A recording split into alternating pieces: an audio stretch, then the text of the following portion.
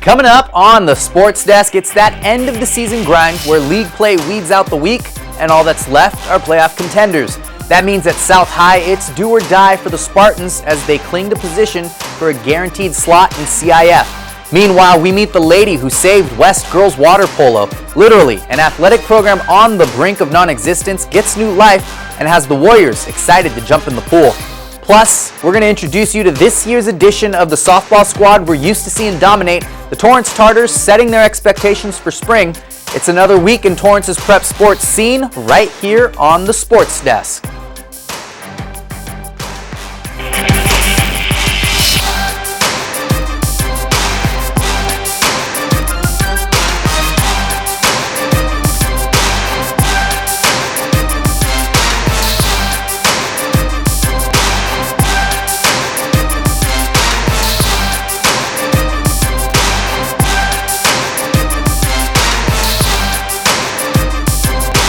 What's up, Torrance? Always good to see you another week here on the Sports Desk. I'm your host, Wan Hernandez. Let's jump right into it. We're going to start off this week by capturing the mood around campuses and in locker rooms all over the southern section.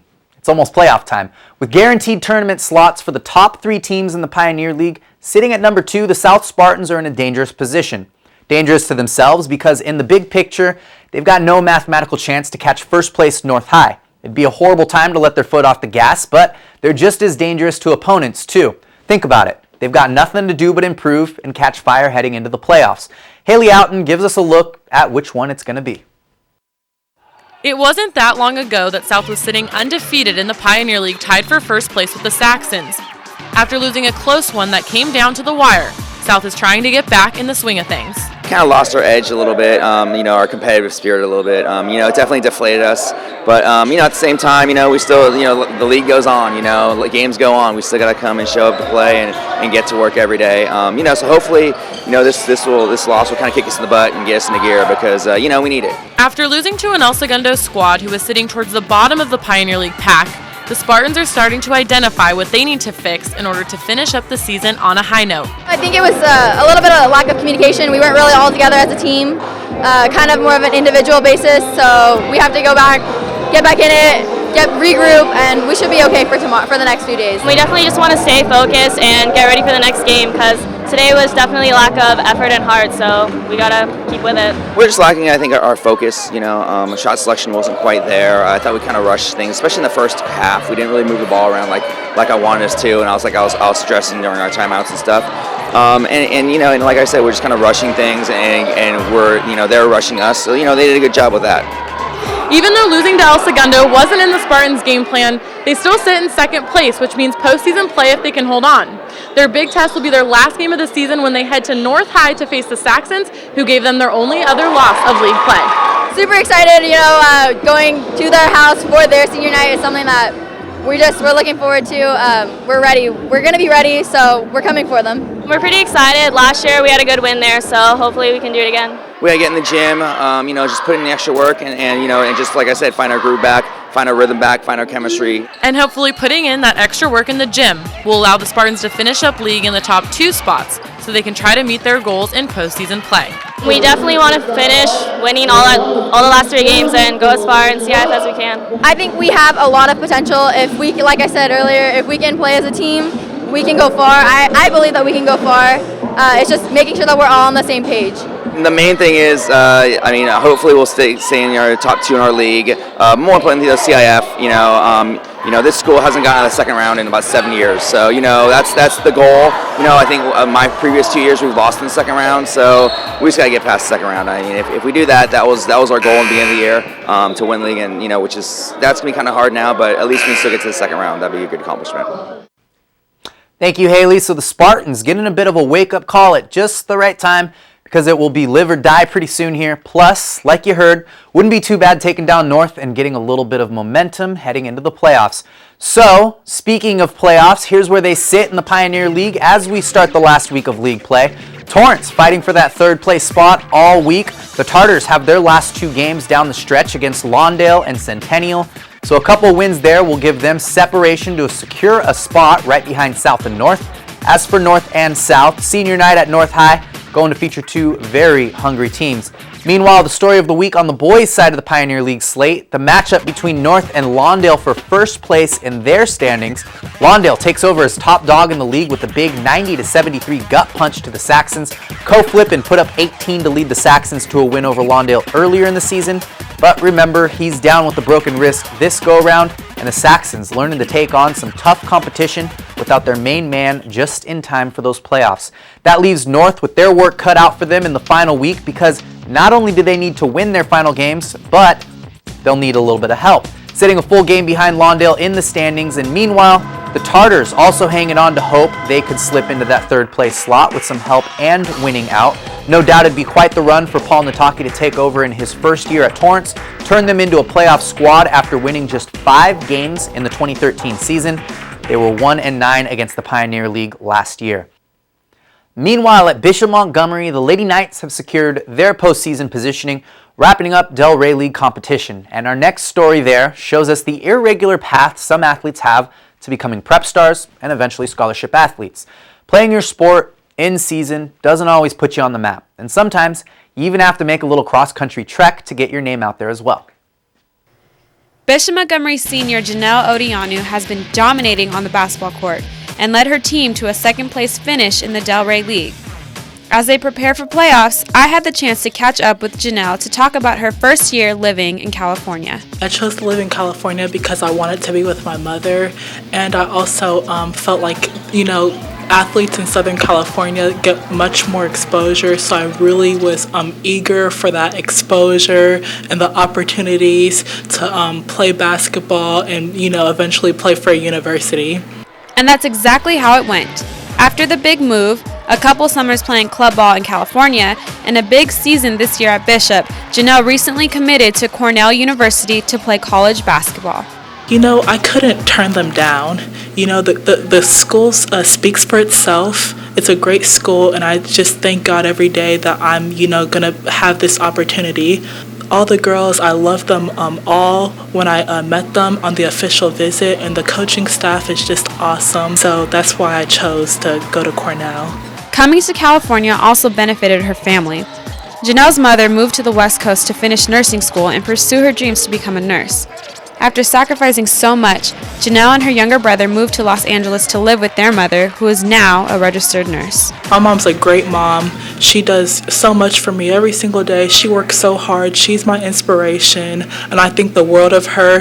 And it was a little off, not because of her, but just because I was living with my father, and I was missing that female touch in my life, and I really needed that. And that's one of the reasons why I wanted to come here to California. From Torrance, this is Raina Ale reporting for the Sports Desk.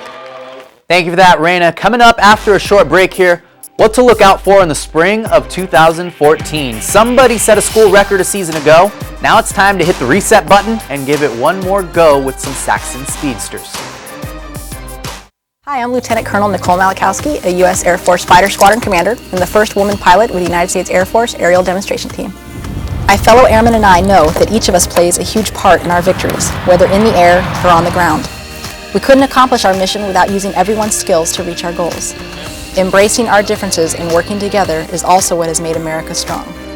Thank you for your support, and remember, our strength lies in our diversity. This message brought to you by the United States Air Force. Being a gold medalist skier requires a lot of hard work, intense training, and time outside on the mountain. But taking care of my skin is easy and doesn't affect my performance. Every day I apply sunscreen and wear protective gear. I know protecting my skin will help prevent skin cancer and avoid wrinkles. I get my skin checked regularly by a dermatologist. 1 in 5 Americans will develop some form of skin cancer in their lifetime. My name is Julia Mancuso, and I'm wearing orange to help put a spotlight on skin cancer.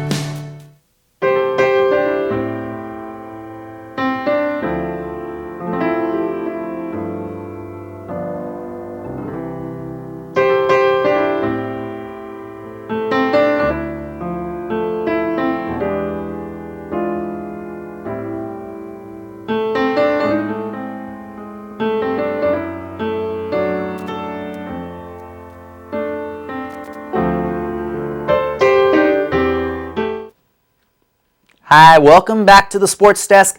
Like I promised, We're going to move away from winter sports and take a quick jump on what to expect in the springtime scene here in Torrance. This time last year, Jacob Yowell was starting out his homecoming campaign at North High.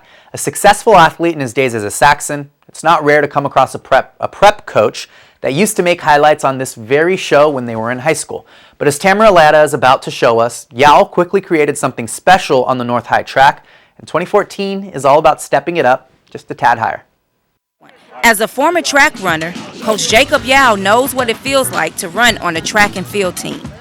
But he never knew what it felt like to become a coach at a high school he once wore a uniform for until last year when he was named the 4x1 relay coach. I fell in love with it. Really, it's, people talk about jobs, and I found something that I love coming to work every day and doing what I do, seeing the faces, seeing the progress these kids make, brings a smile on my face. With just 5 months under his belt, Jacob's 4x1 relay team made school history by breaking a 42.7 record set in 1972. It was actually heart-pounding. It was a thriller. It came down to our anchor legs, Corey Cox, and I'm in the stands just yelling. I heard the time of 42.56, and we kept my composure, but I was really happy to see these kids do it. I didn't know if we were gonna break it that day, but after a coach told us, I couldn't explain. I was so excited. Now that my name is on that record, I want to go back and break it again. Coach Yowell is setting the bar high, and he expects his 4x1 relay team to break the previous record set by 3 returners. His aspirations as a coach is for his team to run a 42.2 or faster. And just go further than we did last year. Obviously, being my second year here, the goal is to get, do better and better each year. Although last year is his first year, he taught us a lot. He taught me a lot more. I didn't know I can do some things that I was able to do last year, and now that I've been with him for more than a year, now I feel more comfortable in his coaching abilities. Thanks for that, Tamara. We'll be sure to check in with the Saxons to see if they can set a whole new school record this spring. Now, on to another introduction I promised you. Next we meet the ladies on the diamond at Torrance High. Coach Don Glavich has built one of the toughest and most competitive programs in the Southland. Always full of talent, top to bottom, class by class. The Torrance Tartars rarely seem to be in a rebuild stage. Rather, it's always just time to reload. We are now in the month of February, which means that the softball season is about to start. And here in the South Bay, softball is a very competitive sport, especially at Torrance High School, where these girls know what it takes to be at the top of league standings, to go to playoffs, and to play at this elite level. I'm really excited because it's my senior year, and I'm just ready to go out there and play my last year in high school.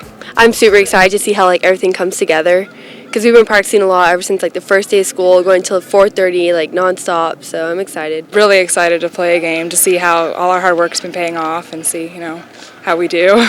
As you can see, there's a lot of excitement to start this season, but the Tartars still have a few more weeks of the off season, which is going pretty well so far. The off season's been great. We've got a lot of young new kids in. Out of our program, I think 21 of them are sophomores or freshmen. So we're young, there's a lot of excitement, and the off-season's been going really well so far. As Coach Glavich said, this is a very young Torrance team, so he will be relying on his 3 captains, Cameron Watts, Nicole Ayala, and Caitlin Christian, to help guide them and mold them into a player that will run through a wall for another teammate. In terms of the team, we just ask 2 things of them.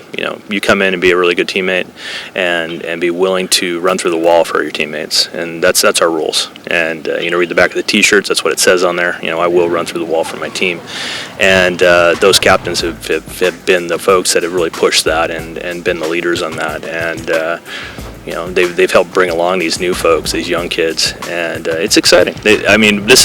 These are great senior leaders that we have. It's a great sophomore leader that we have. We're loaded with leadership. We're loaded with character. We're loaded with a lot of energy. I'm excited for when the season starts. And this leadership has high expectations for this season. Well, I'm hoping to win league, and I really want to get a ring. But if we just come in first, I'll just take that, and we'll try to in CIF you have to take each game by time. So hopefully we do good. I want to win league, but we can't go too far right now. We have to keep working and working to get there. This Torrance team is a very young team, but with only a few upperclassmen, Coach Glavich and the captains believe that they'll make a good run this year. From Wilson Park, this is Valerie Ortega reporting for the Sports Desk. Thank you for that, Valerie. Hey, random Sports Desk fact of the day. Our girl Valerie right there quite the softball stud herself, a former Villanova scholarship athlete, and she'll be keeping us dialed in on all things softball this entire spring, including next month's TNT coverage. It's quickly becoming one of the toughest invitational prep fast pitch tourneys in the land, and you'll get all your coverage of that with us right here on the Sports Desk, including the full broadcast of the tournament championship. We'll keep you up to date on where and how to watch us, follow us, listen to us, whatever it is. And hey, the best part, you get a full weekend of Juan making Bull Durham references, so it's win-win for the entire crew. That's March 22nd through 24th, that championship game on broadcast on the 24th, preceded by live streams of games online at sportsnetusa.net. And it's all right in our backyard at Wilson Park, so you won't even have to use up a half a tank of gas to get there. Spend a whole weekend out at the yard. All right, everybody, off to another break. Next up, we'll meet the lady who saved the West Warrior water polo program when they needed it most.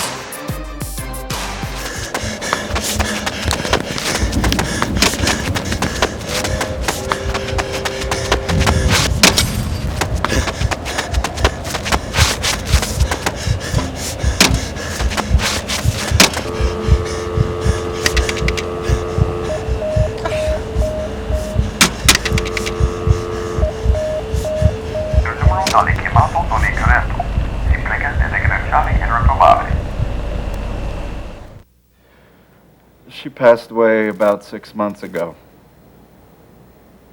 Sure, yeah, they missed their mom. It was hard to learn that there was no cure. You know, you don't want to see somebody that you love suffer. So we sought hospice care. Hospice people made her feel comfortable and pain-free. At first, the girls didn't know what was going on. The girls knew that Mommy was sick, that Mommy wasn't feeling well, but they didn't know that Mommy was going to die. I don't always have the answers, the best answers to the questions that they're going to ask about what's going on, and often the hospice people would be there, and they helped. You know, they helped me and the girls through just an incredibly hard time. Hi, welcome back to the Sports Desk. Our final story of the week takes us for a swim over at West High. I'm not going to give away the ending, but let's just say things were pretty bleak for the girls in the pool before this season started, and I'll let Rachel Brady fill you in on the rest. The West High's women's water polo team had no coach, only 10 athletes, and barely any equipment for practice. The school was thinking about cutting the high school program. That was until they met Coach Lynn. It was really a shame to see a program be cut, and with so many budget cuts in the education system, they were ready, the school and the school district were ready to cut the program because they just couldn't get a consistency of coaches. They had 7 coaches in 8 years, and to see that there's inconsistency in the coaching, but also it's not helping the kids grow in any way or the sport. And so I was like, hey, I will do it. Lynn was she was hard at first. She was, like, I loved her, and she's amazing. I still love her to death, but she had some very difficult practices that some days I just went home and I wondered why I was still playing. But she always instilled this passion in us, and she always believed in us, and she thought, you know, you guys are so great and you guys have so much potential, and I want to reach that potential for you guys. They're so much more confident with themselves, working hard, believing in themselves, which never happened before.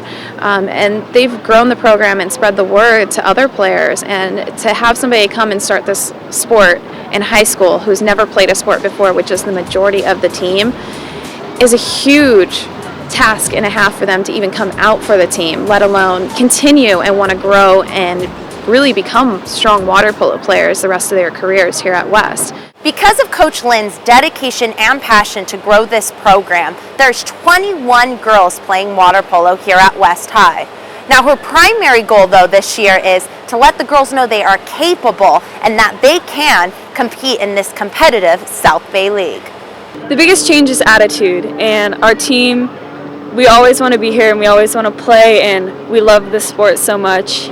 And when we were with our first coach freshman year, she just didn't provide the motivation that we needed, and Lynn helped instill that in us. Keep enforcing that they're doing what they need to, and to have outside recognition is really a huge help to them because they haven't had that, and to have so many people say this program is a joke, but they feel they've put the time in, and they really have. Practicing at least 13 to 15 hours a week on top of all their schoolwork, and then games and tournaments that could be a whole weekend that they're spent playing water polo is a lot of time that they're putting in on top of their own studies and that in school. So I think it's good to see that they're growing and they're realizing it for themselves. Thanks for that, Rachel. For anybody else in town that knows of an interesting sports story happening right here in Torrance, let us know. We love to showcase the athletes and the people that you read about in our prep scene, so give us a shout and let us know what you think your coach, your captain, whoever it may be, should be profiled on the Sports Desk for something unique that they've done, whether it's on the field, off the field, whatever it is. We're on Facebook, so jump online and like our page. See where all the Sports Desk reporters are at these days. And that's going to wrap up another week on the Sports Desk. It was great hanging with y'all. We will see you next time.